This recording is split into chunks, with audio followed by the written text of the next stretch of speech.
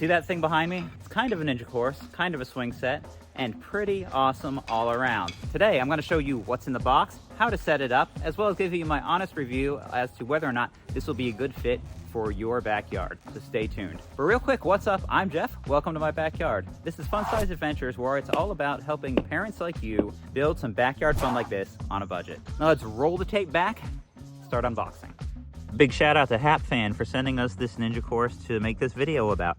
Comes with a nice travel bag, the 65-foot slackline that everything's gonna hang from. These are little tree protectors, all the hardware, a little tool bag, the instructions, and a warranty card. A double ladder, kind of cargo net style thing. It has plastic rungs on it here. 2 rings there. We've got this double rings, trapeze bar, fairly sizable nest swing, the ropes for it, and then we've got this spinner hanger thing here. These are all part of the swing. 2 gymnast rings here, 2 more kind of cowbell shaped rings, and 1 normal monkey bar. Next, we're gonna hang it in a place where we normally hang ninja lines so that we know that this works. We're gonna go from this tree near the tree fort so you can climb onto it from the tree fort.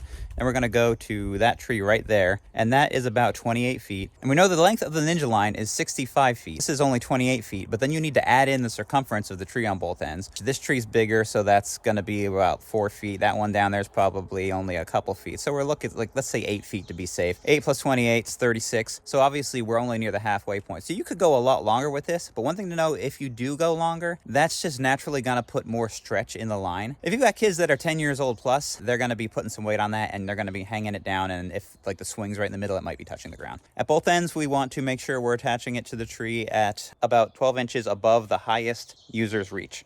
At this end, since I don't need the extra length, and I would rather be able to hang stuff closer to this tree, I am going to wrap this around the tree trunk twice to use up a little bit of that extra length. And that's gonna move around till it's cinched down, but once it's cinched down, it won't move. So for the next step, we're gonna need these 2 pieces to put the hangers that the obstacles hang from. The instructions say to do it now before you tighten the line, so that's what we're gonna do. And then afterwards, we'll see if it's possible to move them around. In other ninja courses where you have fixed positions where you can put the obstacles, you would need to wrap the end around the tree several times because you wouldn't have any spots to hang an obstacle from until usually like 8 or 10 feet down the line. This one, we can put it as close as we want because we can hang these wherever we want to. So that is definitely a plus. It recommends to hang these every 16 inches down the line, so that's what we're gonna do to start with and see how that goes. Rather than try to juggle a tape measure, I'm just going by the old-timey biblical measurement of a cubit from your fingertips to your elbow. So after putting them every about 16 inches down the line, there's 13 of them, so that brings you to about 16 feet down the line. The last little bit doesn't have any more things, but we have these gymnast rings here, so that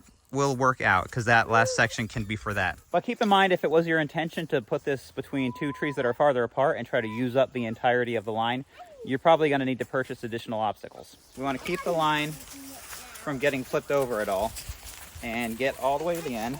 Now this is going to go through here, and then we're going to start pulling that tight.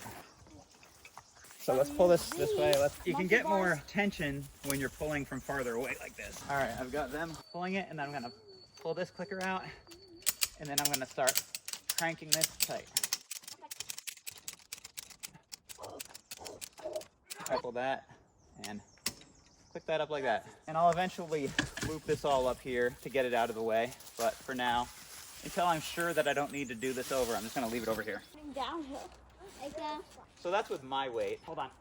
So under his weight, his toes are just barely hitting the ground. Now that we've stretched it a bit, I recommend giving it 1 or 2 more clicks. If things seem too loose at any point, you can always go give a couple more clicks. It's best not to over tighten it to start with, but if you need to add a little bit of tightness, then that is simple enough to do. So we've just had a major discussion about what order we're hanging things in, and this is what we've come up with. So we're gonna go ring, ring, ring, ring, monkey bar, or something like that. Then we're gonna go cargo net, the next 3, and that will be the ninja obstacle course part.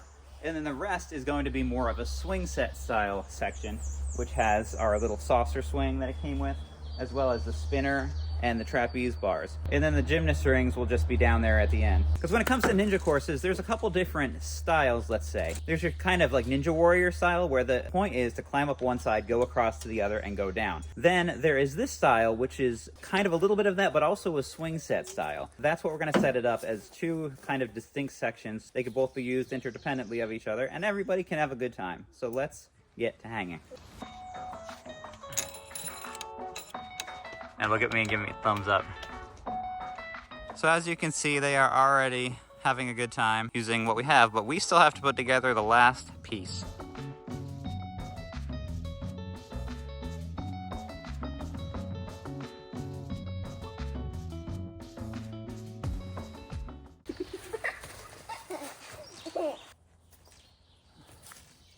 Don't kick me. All right, so the assembly all told took me about an hour and a half, but I was trying to film it.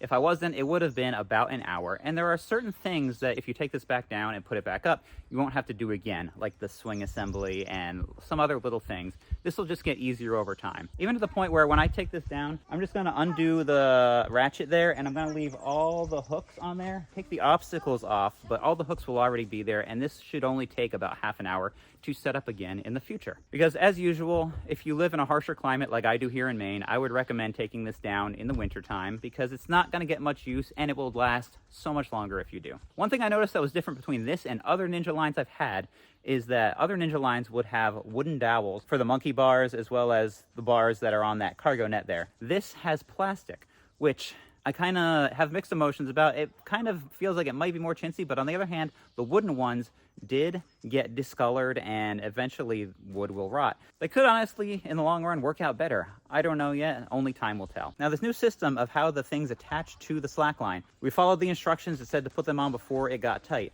Once it was tight, I was able to slide them around and do little micro adjustments without having to loosen the slack line, which is great. You can slide those around. If someone is hanging from the course, like if it's under more tension, then it's more difficult to do. But as long as no one's on it, you can slide those back and forth a little bit. And that kind of makes it easier to do those adjustments, which brings me to who do I think this is good for?